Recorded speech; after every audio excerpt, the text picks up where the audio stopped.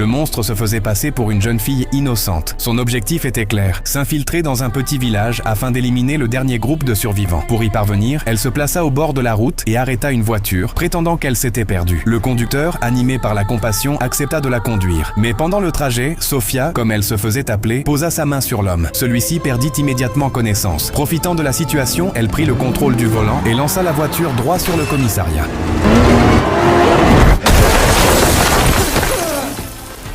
Lorsque les habitants du village sont arrivés sur les lieux après l'accident, le conducteur était déjà inconscient. Une femme tenta de réconforter Sofia avec patience, tandis que celle-ci affirmait que l'homme était son père et suppliait qu'on lui sauve la vie.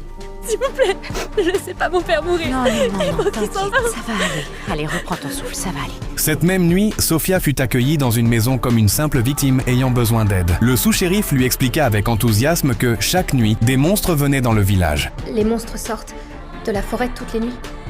C'est ça. Et ces cailloux, ils vous protègent? En fait, on les appelle des talismans. Comment ils marchent? Non.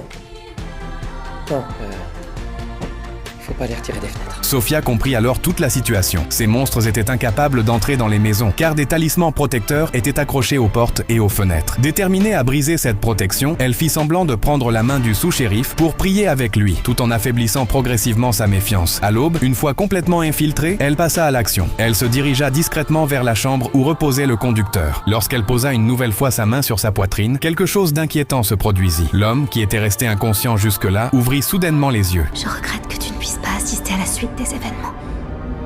C'est toujours ma partie préférée.